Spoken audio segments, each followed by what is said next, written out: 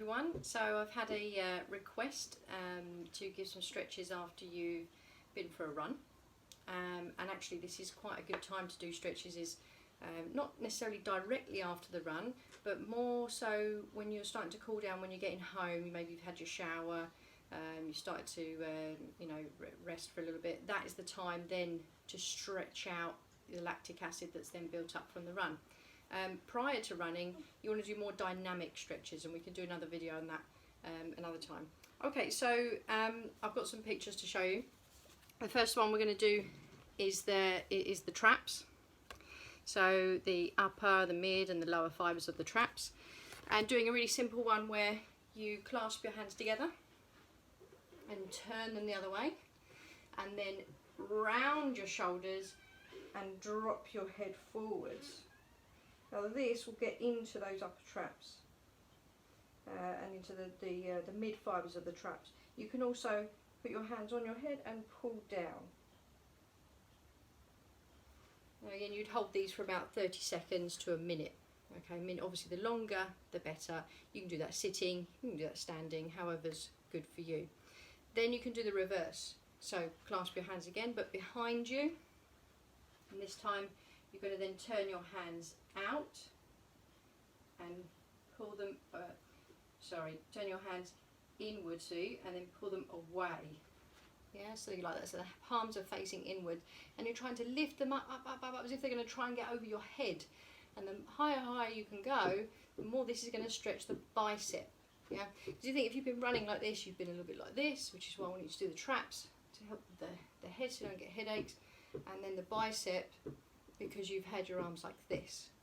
So again, we can have them here and stretch them this way.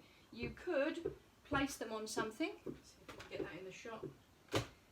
So if you put your hand on here, and then if I lunge, well, I'm quite flexible, so I'll have to go quite low down. So there I get a really good stretch of my bicep coming underneath there. And again, maybe if I had two hands on there, I could come down.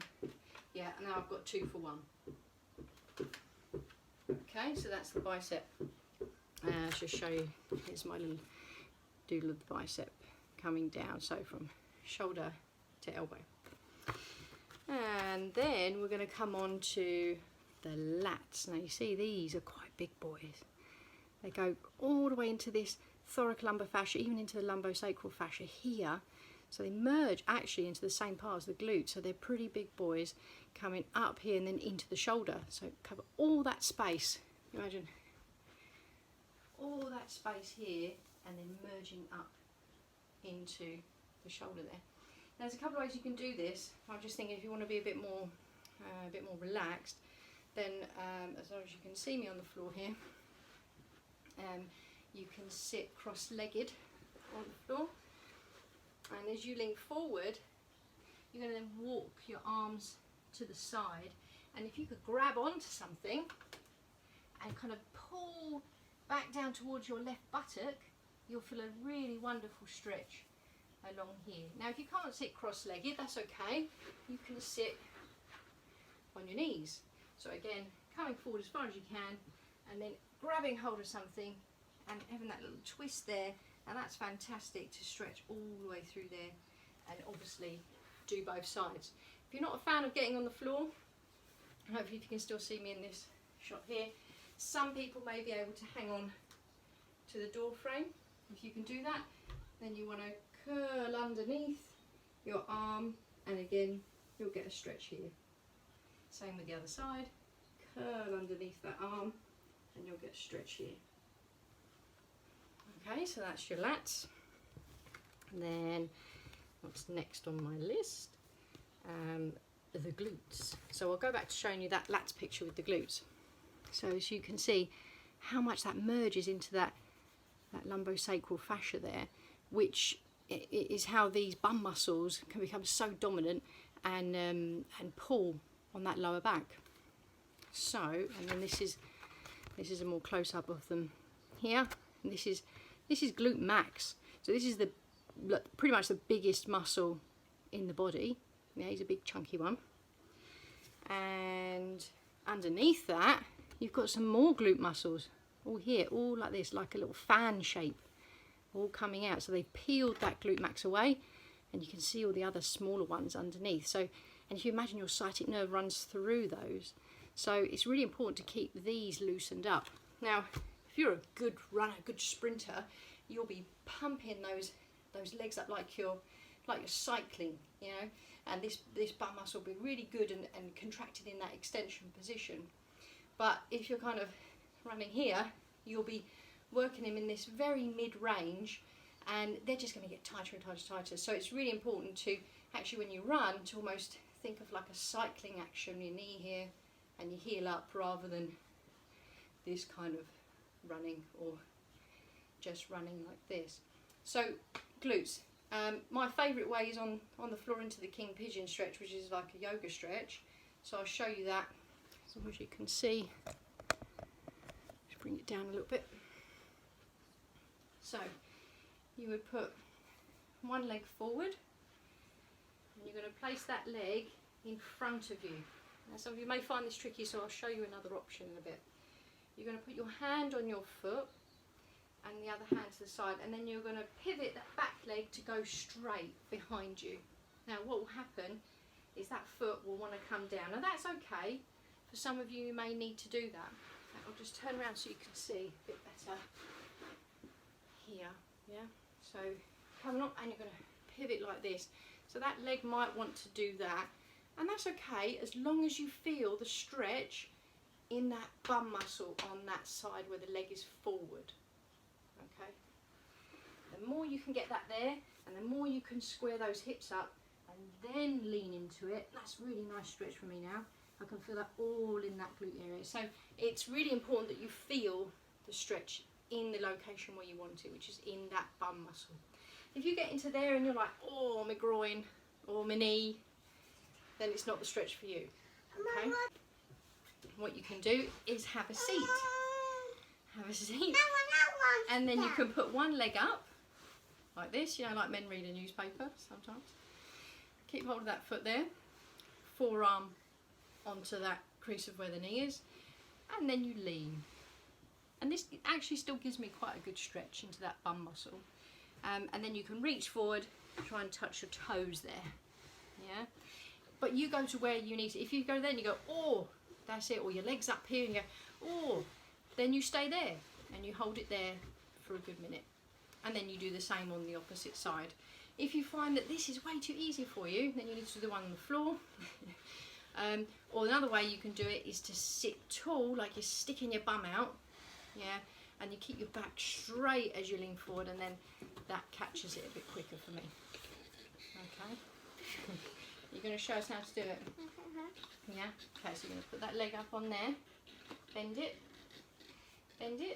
that's it, and then come forward, lean forward.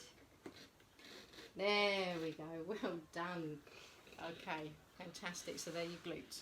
Alright, okay, so moving on, we will go to the quads. Now we did touch on them the other day when I did the hip flexors. The quads, you would bring your knees together, push your hip forward and pull your heel towards your bottom. Now you can do that in this position, or you can do it in lying on the floor, front down, or you can do it in side lying. Equally, if this is a bit tricky for you, you can put a towel around your heel and then pull. Yeah, but ensuring that that knee is still in line with your other knee, and that your hips are in line and not doing this. Okay. So that's the quad. Let me show you. There we go, and there he is again. No, all of these are the quads. Okay, quad, 4 of them, quad. Okay, then hamstring. I like to do a normal, like a simple hamstring stretch. So this one will be good on your bed. I think we did a video of it before. So with this one, so imagine my leg is off the bed, or it can be like in this position. The other leg is going to be straight, turn, so I'm facing that foot, and I would relax the foot first, don't point it up. Then I'm going to lean until I feel that pulling at the back around the knee, just slightly above my knee, but around that point there.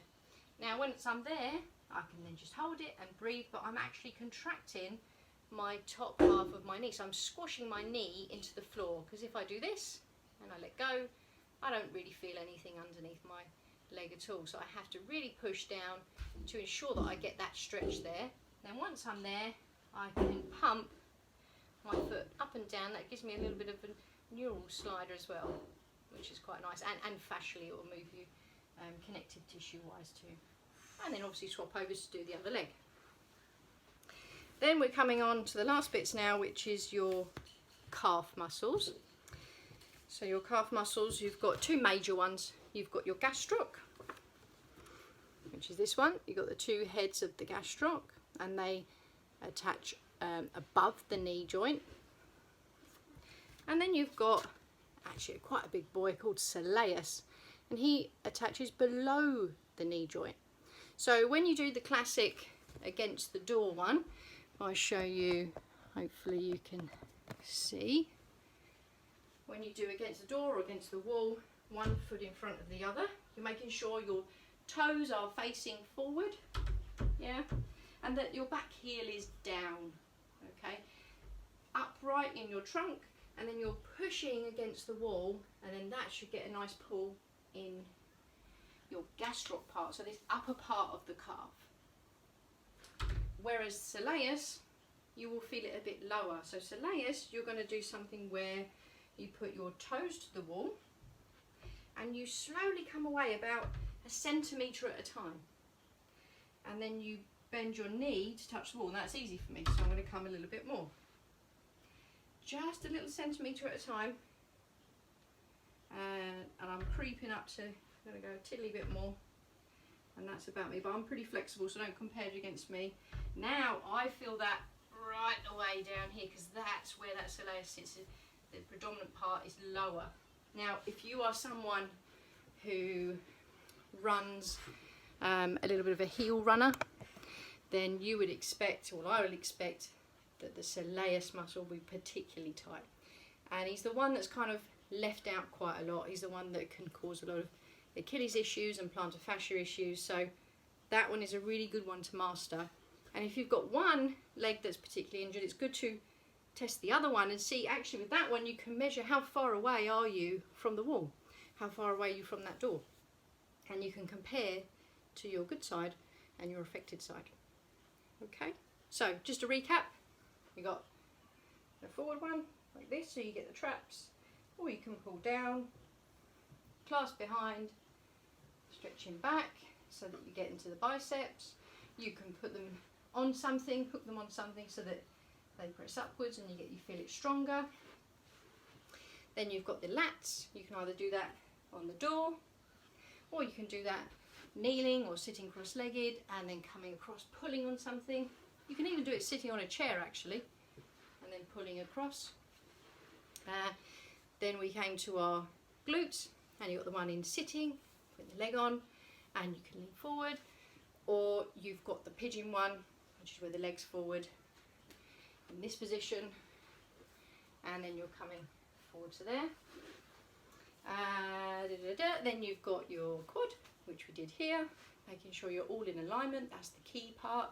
Sometimes people do it up against a wall. That's another way to do it, in standing up against a wall. Then you've got your hamstring one. Hamstring one on the floor, so bend one knee, other one straight. You can do it on your bed. Bend that knee down, or tighten that knee down, relax the foot, lean forward to where you can, and then pump that foot up and down. And then finishing up, which we just did, which is the calf, gastroc, one foot in front of the other, and then the soleus, coming slowly away from the wall, knee to the wall, making sure that heel does not lift off the floor. So give those a go, give me some feedback, and let me know how that was for you. Please share, and let us know if there's any other sequences you'd like to know. All right, take care, bye.